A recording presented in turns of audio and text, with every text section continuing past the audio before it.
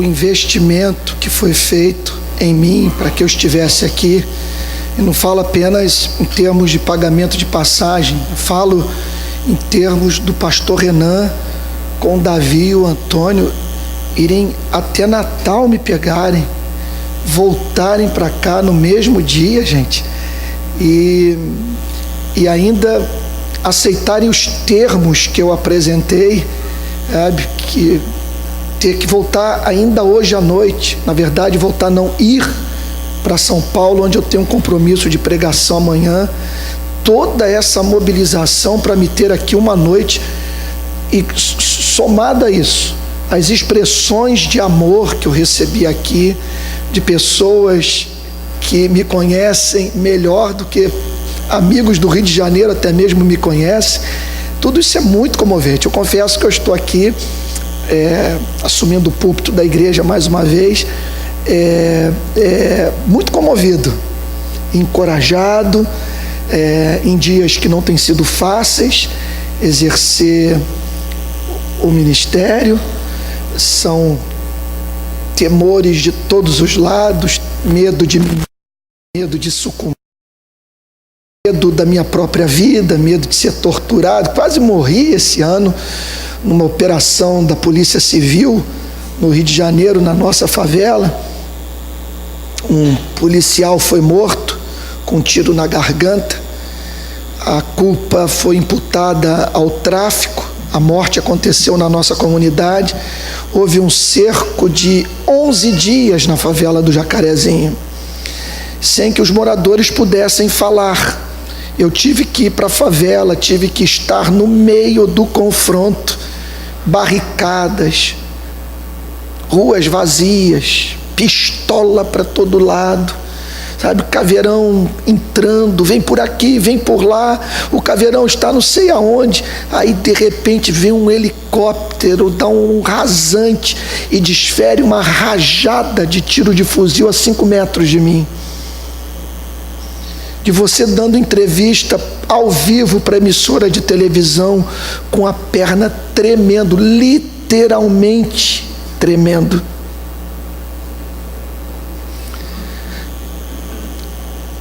Somado a isso, as lutas, esse período de tanta polarização no nosso país, eu, por conta do contato mais intenso com as redes sociais, que passei a manter de alguns poucos anos para cá, durante muito tempo eu mantive uma relação amadora, mais focado no contato com a imprensa secular do que com as redes sociais, e no pouco contato que eu tinha com as redes sociais, o meu foco era o lado de fora da igreja. Só que de talvez 2, 3 anos para cá, eu passei a me envolver com as redes sociais, postando textos e mensagens e sermões, e eu estou impressionado com o que tenho testemunhado.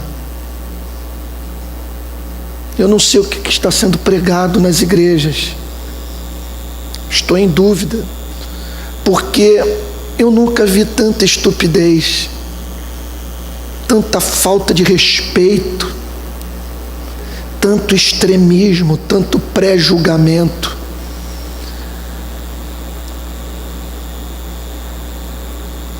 O dedo tecla do que o coração está cheio. E o que eu estou percebendo no coração dessas pessoas é uma coisa muito assustadora. E aí então, chegar aqui,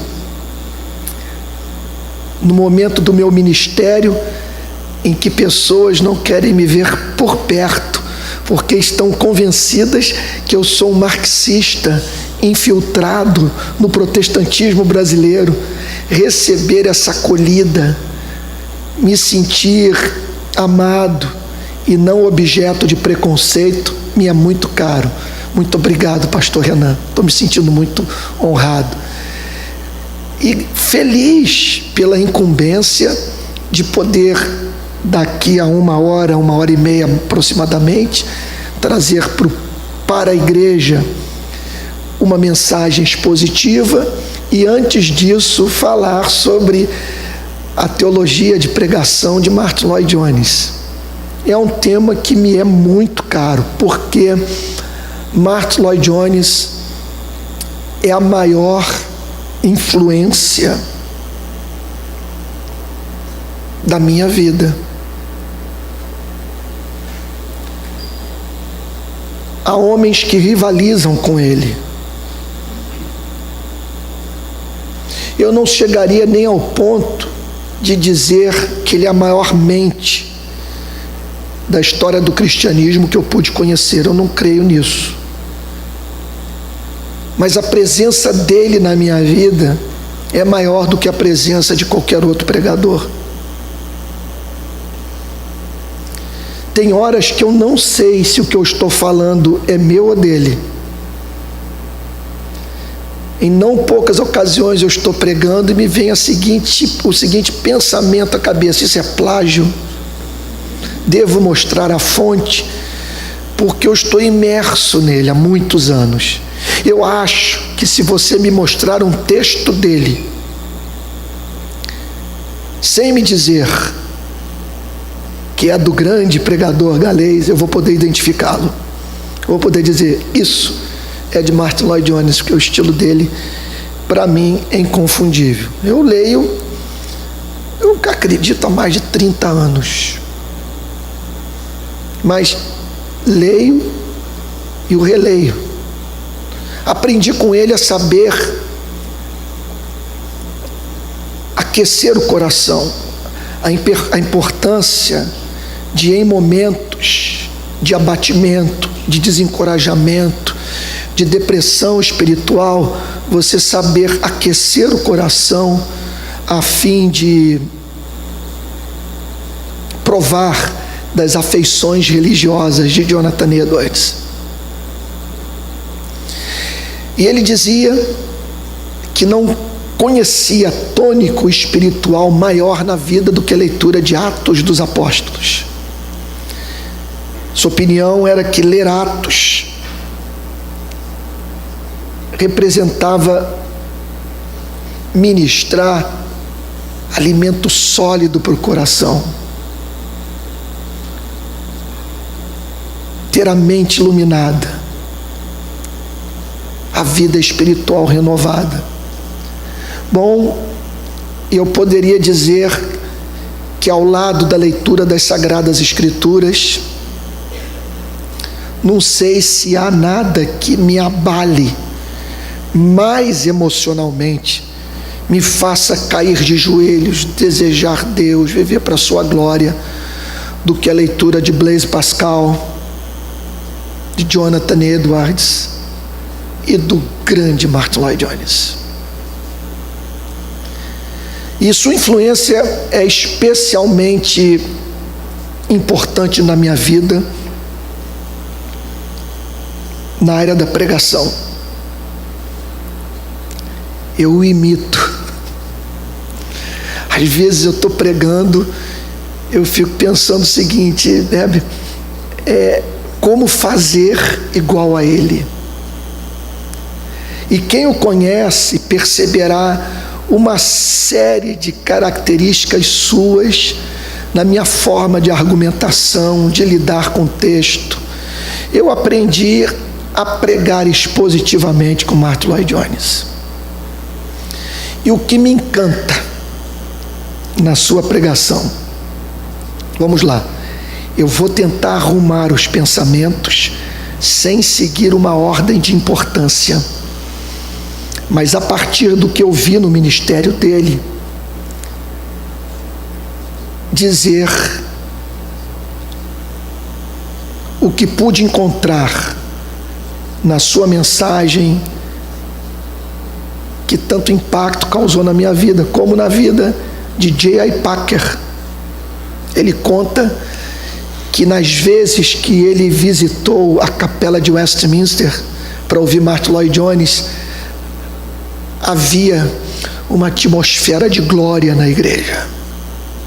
Foi o próprio Martyn Lloyd-Jones que disse que a meta do pregador deve ser, no ato da entrega da mensagem, trazer um senso de transcendência à igreja.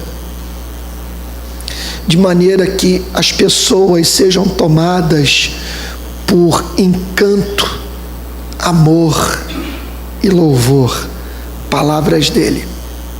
Então, o que encontrei de especial? O que havia nele que causou impacto em John Stott? Causou impacto numa geração inteira de pregadores. Me lembro de uma vez, estando nos Estados Unidos, que um pregador, um pastor de uma igreja presbiteriana bastante rica,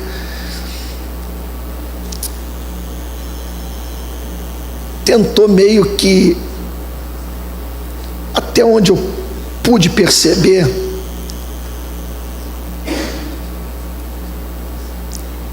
desmerecer o trabalho de Martyn Lloyd-Jones, em razão do fato da capela de Westminster, após a sua morte, ter passado por muitas transformações, a tal ponto que 20 anos depois, 15 anos depois da morte de Martyn Lloyd-Jones, era difícil identificar a igreja que ele deixou. Mas enquanto esse pastor falava, eu acho que, procurando me atingir também por algum motivo, por saber do meu amor pelo Martyn Lloyd-Jones, eu pensei, meu Deus, ele está falando de um homem cujos livros estão nas bibliotecas de uma geração inteira de pregadores. Como que esse homem marcou a história com os seus sermões, manteve desde a década de 40, desde a Segunda Guerra Mundial, com as bombas caindo no bairro onde a igreja está edificada, em Westminster, manteve a capela de Westminster lotada, da década de 40 até o final dos anos 60. Um ministério extraordinário. O que havia de especial? Vamos finalmente às respostas, sem seguir uma ordem de importância. Em primeiro lugar, um pregador expositivo, da linha de Calvino. Pregação expositiva de livros inteiros da Bíblia. Um púlpito pautado pela Bíblia. Eu aprendi com Martyn Lloyd-Jones a respeitar as conjunções adversativas da Bíblia. Foi ele que me mostrou o fato de que a inspiração das Sagradas Escrituras é plenária e verbal. Que o Espírito Santo exerceu direção de modo pleno em todos os livros inspirados, e que nesse processo de registro da revelação, o Espírito Santo conduziu os autores bíblicos a serem precisos e inspirados até mesmo no uso das palavras empregadas. Partindo desse pressuposto, Martyn Lloyd-Jones costumava dizer: jamais salte uma conjunção adversativa na Bíblia. Examine as vírgulas, cada palavra. Porque trata-se de texto ditado pelo Espírito Santo. Então, o que mais me fascina na sua pregação é a fidelidade às Sagradas Escrituras. É, usando as palavras de Lutero, a mente cativa da palavra de Deus. Outro ponto encantador é o tratamento que ele dava ao texto.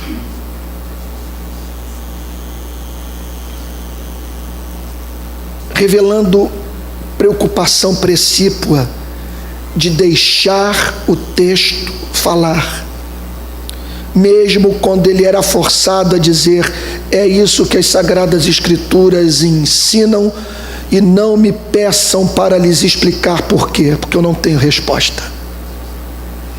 Ele não tinha nenhum problema em, por exemplo, assumir publicamente as antinomias bíblicas, as verdades aparentemente opostas, contraditórias.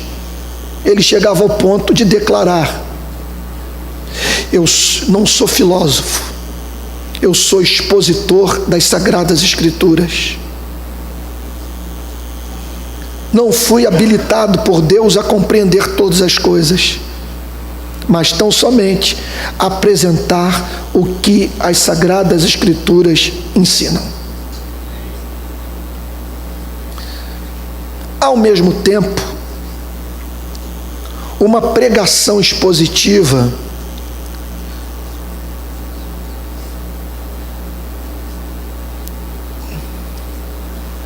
solidamente estribada num profundo conhecimento de teologia sistemática. Permitam-me ser dogmático. É impossível ser bom pregador sem o conhecimento de teologia sistemática. Porque a teologia bíblica, que emerge do contato com o texto, nos faz ver as árvores. A teologia sistemática que nos permite ver a floresta. É a teologia sistemática que nos preserva de elevar um lado da verdade à condição de verdade completa. Sempre que eu estou preparando os meus sermões, eu me lembro de um contraponto que me é apresentado pela teologia sistemática, a doutrina que percebo presente no texto que vou levar para o púlpito no domingo. Então, a teologia sistemática nos permite a simetria de pensamento. Repito, ela nos preserva do erro de elevar um aspecto da verdade à condição de verdade completa. E ele era um profundo amante da teologia sistemática, especialmente da teologia calvinista. Outra virtude de Martyn Lloyd-Jones. Profundamente calvinista, mergulhado na tradição puritana, nos textos de Calvino, e amante de Jonathan Edwards, que exerceu papel central na formação intelectual de Martyn Lloyd-Jones. Outra coisa que me encanta na sua pregação é a busca pela harmonia entre doutrina, experiência e prática. Era uma pregação que estimulava as pessoas a primeiro a pensar de modo doutrinário. Segundo lugar, Martyn Lloyd-Jones pregava um cristianismo experimental, o que levou muita gente a dizer que ele era um pentecostal infiltrado no calvinismo, porque ele acreditava na segunda bênção. Ele acreditava no batismo com o Espírito Santo e na liberdade do Espírito Santo conceder dons chamados sobrenaturais, extraordinários à igreja. Mas não sem também, nas suas pregações, mostrar as consequências práticas da doutrina, de maneira que o seu modelo de espiritualidade era estribado num tripé: doutrina, experiência e prática. Nos seus sermões, ele tratou de todas as áreas da vida. Você ouvia falando sobre trabalho, falando sobre família, falando sobre política, estimulando o cristão a participar de greve de manifestação pública, o que poucos conhecem e que você pode ter acesso ao conteúdo na sua exposição sobre Romanos capítulo 13. Chamou-me sempre a atenção na pregação de Martyn Lloyd-Jones a sua preocupação de extrair do texto a doutrina. Todos os seus sermões são doutrinários. E ele insistia nesse ponto: não há cristianismo sem conhecimento da doutrina. E o que ele fazia nas suas pregações? Sempre procurando mostrar o contexto da passagem que ele estava levando para o púlpito. Invariavelmente extraindo do texto a doutrina e procurando assim defendê-la, usando citações puritanas, especialmente da tradição calvinista, usando muito o Antigo Testamento, raciocínio lógico, senso comum. Era uma mensagem com muita ilustração. Agora, era impressionante a sua capacidade de fazer aplicações práticas da doutrina. Em todos os seus sermões você observa a presença de um texto do qual uma doutrina era extraída, uma doutrina, por sua vez, que era defendida. Ele se levantava como um advogado para defender a verdade que estava levando para o púlpito. Mas, veja só, não sem se preocupar em, antes de ser um advogado, um bom defensor da verdade, ser uma testemunha. Num dos seus livros, Autoridade, ele diz a seguinte coisa, que há diferença muito grande entre um pregador que prega como um advogado e um pregador que prega como uma testemunha. Você pode encontrar eloquência no advogado, pode falar brilhantemente, mas jamais irá falar com a espontaneidade, com a originalidade, com a paixão de uma testemunha, de quem teve acesso aos fatos. Então ele implorava aos pregadores: busquem o batismo com o Espírito Santo, procurem ter um conhecimento experimental de Cristo, preguem um Cristo sentido, preguem como quem teve acesso aos fatos. Agora, você pode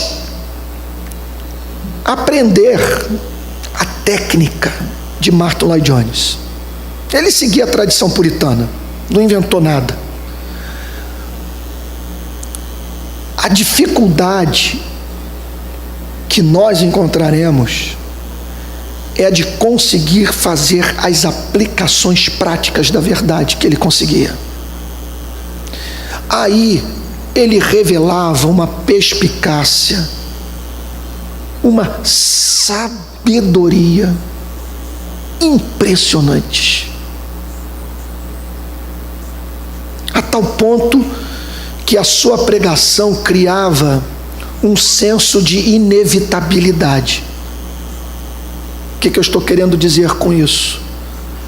Você ouve a pregação e é levado a dizer: eu não tenho alternativa senão viver o que ele está dizendo, porque o que ele declara é bíblico, o que ele declara é racional, o que ele declara é irrefutável. Característica presente no ministério de Jonathan Edwards. Jonathan Edwards tem sermão que eu termino, que a vontade é desabar e cair de joelhos. Porque você fala: eu não tenho para onde correr. Tem um sermão dele intitulado a preciosidade do tempo. Ele trata do texto remindo o tempo, porque os dias são maus. Gente, primeiro ele apresenta 5 definições da palavra remir. O sentido de remir o tempo. E aí ele apresenta a tese central, a grande verdade que emergia do texto. Que verdade é essa? O tempo é um bem precioso. Por que que um tempo é um bem precioso? Aí ele vai desenvolvendo o pensamento. É como se você fosse sendo encurralado. Você não tem para onde correr, você não tem para onde sair.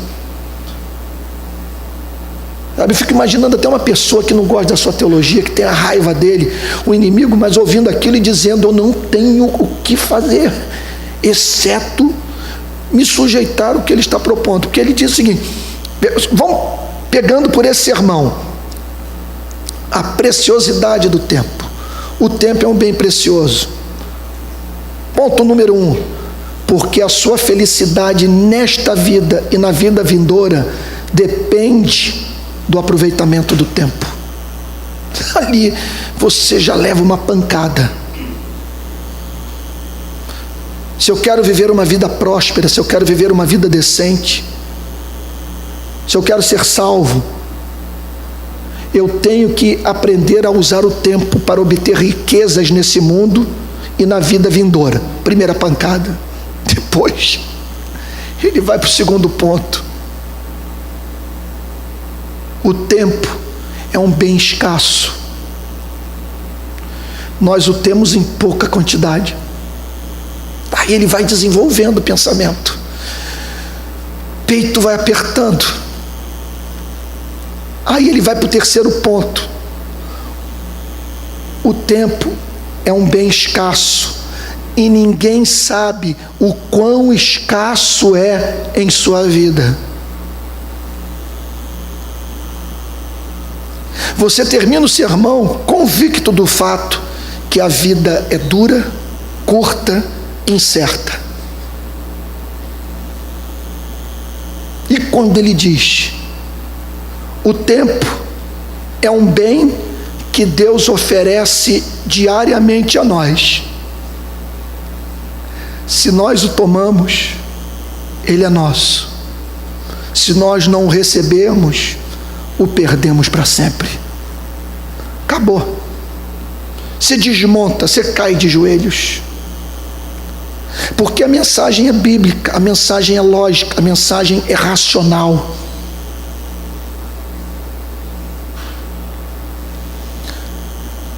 Um dos aspectos mais interessantes da pregação de Martyn Lloyd-Jones é o diálogo entre o pastor e o médico. Ele era médico. A sua formação não era teologia. Ele é formado em medicina, foi ser assistente do médico da realeza britânica, entrou em crise, decidiu largar a medicina e se dedicar ao ministério pastoral. Mas a medicina nunca o largou. Contam que inclusive pessoas o procuravam em busca de conselhos médicos e ele revelava uma impressionante capacidade de apresentar diagnósticos. Era um clínico insuperável.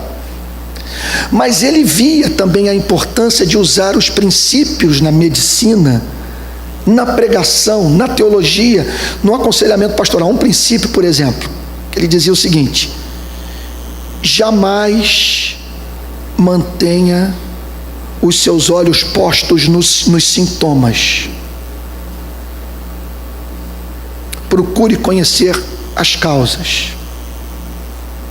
Então ele falava de problemas da sociedade, que ele diz o seguinte: são sintomas.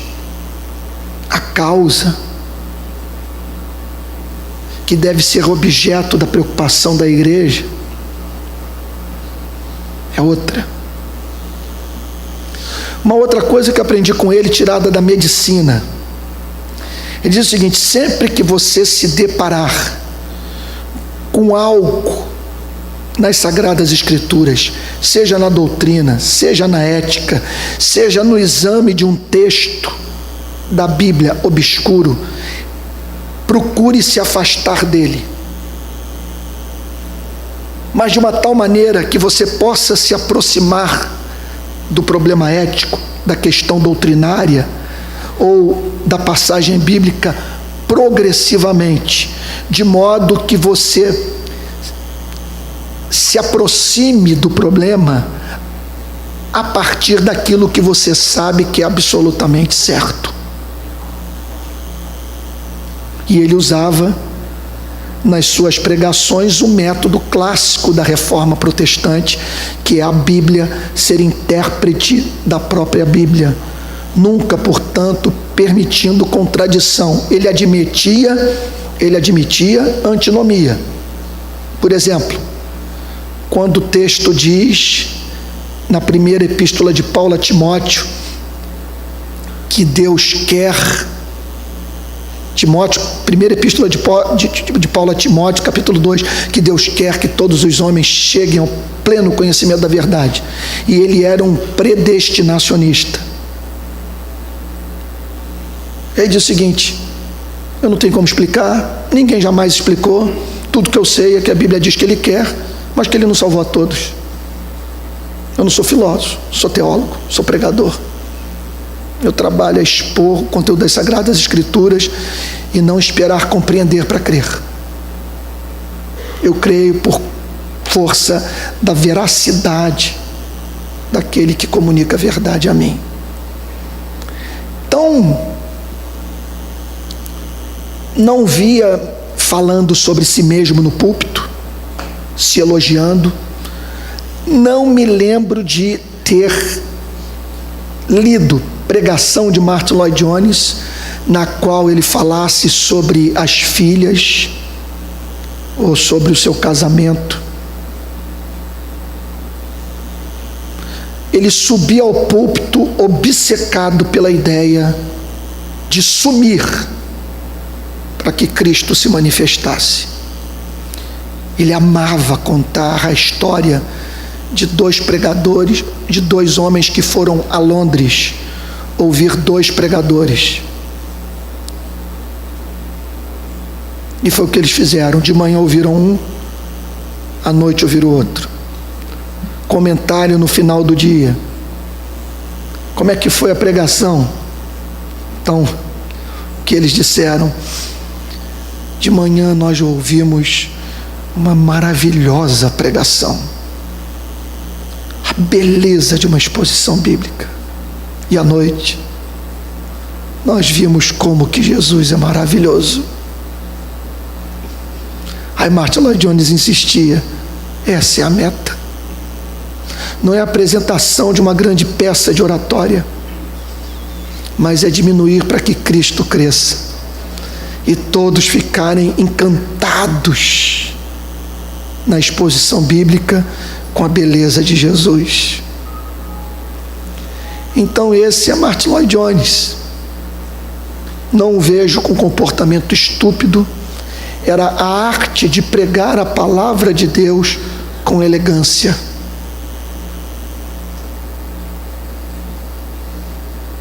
Amante da pregação expositiva de livros inteiros da Bíblia.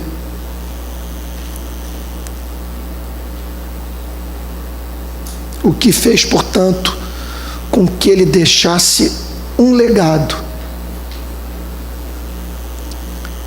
de entendimento do texto das Sagradas Escrituras. Eu tenho minhas dúvidas se alguém na história do cristianismo conseguiu expor Efésios e Romanos com mais graça do que Martyn Lloyd-Jones. Só Gálatas, que eu não ousaria compará-lo com Lutero, porque no seu comentário sobre a carta de Paulo aos Gálatas, tenho para mim que um anjo se colocou ao lado de Lutero e ditou para ele o que ele deveria pregar. A igreja não passa do púlpito. Púlpito fraco, igreja fraca. Talvez você esteja dizendo, isso não é dogmatismo, isso não é uma forma de hiperdimensionar o trabalho do pregador. Eu responderia da seguinte forma: pelo menos do ponto de vista dos registros históricos, os grandes momentos da história da igreja foram acompanhados por poderosas pregações. Alguém já disse que avivamento, entre outras coisas, é um homem incendiar no púlpito e pessoas aparecerem para ver o fenômeno. E aí está esse legado. Eu que venho de uma família disfuncional, minha mãe praticamente letrada, meu pai policial do Rio de Janeiro, fui criado na rua, só pé de morro, largado, na praia.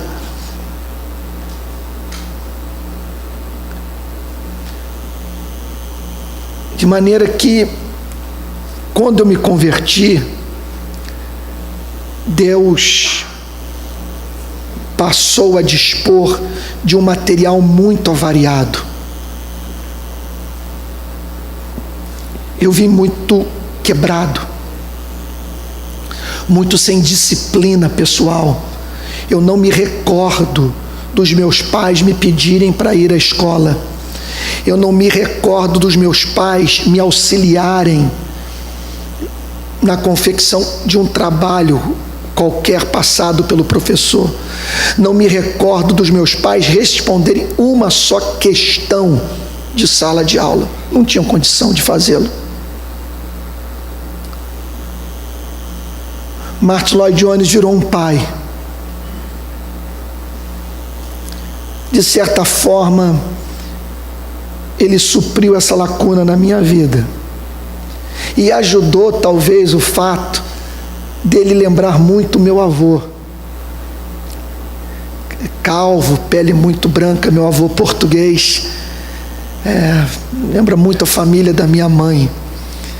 Mas, mais importante do que isso, foi ter aprendido com a sua pregação os princípios de vida que me deram sobriedade para viver. Não tenho como mensurar a influência dele nas minhas decisões, nas escolhas que eu tive que fazer. Termino falando de uma súbita ruptura na minha relação com ele. Veja só, não a ponto de eu deixar de amá-lo, não a ponto de eu deixar de estudá-lo. Nesse exato momento, eu estou relendo a série completa de Romanos. Eu acho que pela terceira ou quarta vez. Ano passado eu reli Efésios todinho, pela terceira ou quarta vez. Mas em 2007, eu ouvi o Espírito Santo falando comigo. O Espírito Santo fala com presbiteriano, eu posso garantir isso a vocês. Falou: meu servo, olhe para ti mesmo. Tu não és galês, tu és carioca. Tu torces para o Botafogo, tu gostas de praia e de feijão preto. Eu não quero que você reproduza a vida de ninguém. Eu quero me revelar à humanidade através da singularidade da sua vida. E de um homem de púlpito, eu passei a me tornar um militante dos direitos humanos. Tive que, portanto, conviver com uma solidão pavorosa, porque até aquele dia que eu decidi botar as cruzes em Copacabana e sair organizando manifestação pública após manifestação pública, indo para prisão, para favela, para batalhão de polícia, me envolvendo com movimento social, com parente de vítima. Meu Deus, um furacão que passou pela minha vida. Eu tinha as minhas referências. Eu olhava para John Stott, eu olhava para Martyn Lloyd Jones, eu olhava para o reverendo Antônio Elias e dizia: homens de púlpito, tudo que eu preciso é me dedicar à igreja, estudar as Sagradas Escrituras, preparar sermões e mudar o mundo dentro, pelo menos, do meu campo de ação, a partir do púlpito. Subitamente Deus me mostra um outro caminho. Eu não dispunha de livro, eu não conheço nenhum pregador expositivo, especialmente calvinista, que tenha feito algo, por exemplo, de entrar numa pilha de pneus, ficar durante 5 horas numa pilha de pneus, na praia de Copacabana, só sair dela por causa de uma sensação de desmaio, em razão do sol forte, porque senti que alguém tinha que protestar contra uma prática do crime chamada forno micro-ondas, na qual pega-se a vítima e a coloca numa pilha de pneus e incinera a pessoa, estando ela viva. Nunca pensei que um dia eu iria para Brasília, que o cristianismo me levaria a fincar vassouras em Brasília. Me lembro de alguém famoso do meio evangélico que disse: que tristeza, um pregador da palavra de Deus, um expositor bíblico, em vez de estar empunhando a Bíblia, empunhar uma vassoura e ir para o Congresso Nacional.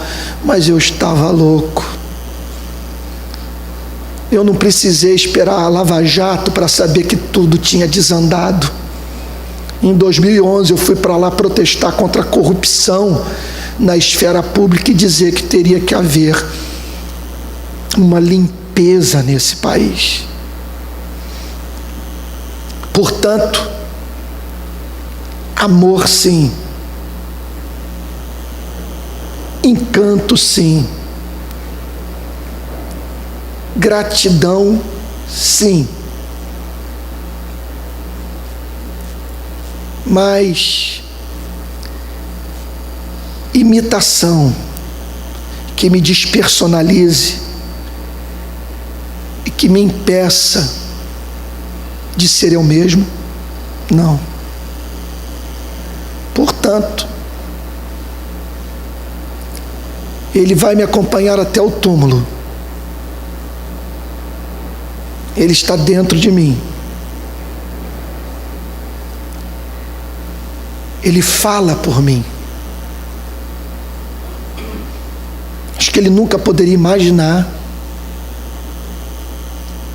que com a sua morte em 1981, no ano seguinte, se converteria no Rio de Janeiro um homem que se tornaria um discípulo seu e que tornaria o seu ministério conhecido num país inteiro. Agora hoje, eu sinto que eu preciso tê-lo dentro de mim, mas chamar também para a minha companhia Martin Luther King, que eu preciso também da companhia de William Wilberforce, que eu careço de um João Calvino, pensando na reforma de uma cidade inteira, para viver o meu cristianismo, porque eu não consigo mais resumi-lo ao púlpito. Aqui é onde eu acredito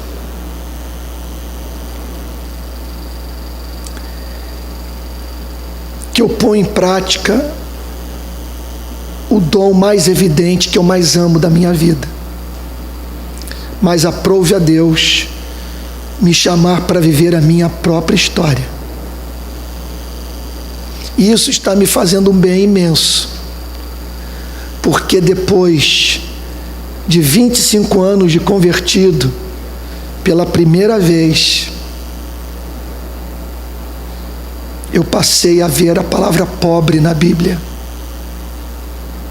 Eu não vi o pobre nas Sagradas Escrituras.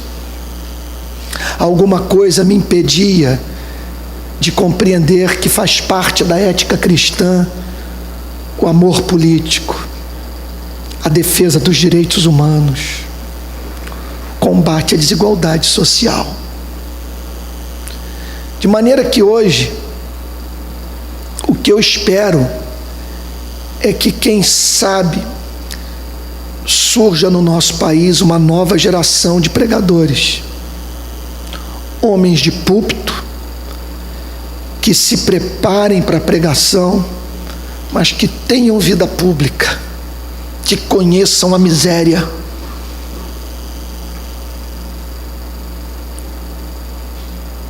tenham ideia do que o sertanejo enfrenta, do que significa ser pobre e morador de uma área que se encontra sob domínio territorial armado de uma facção criminosa, numa cidade como João Pessoa.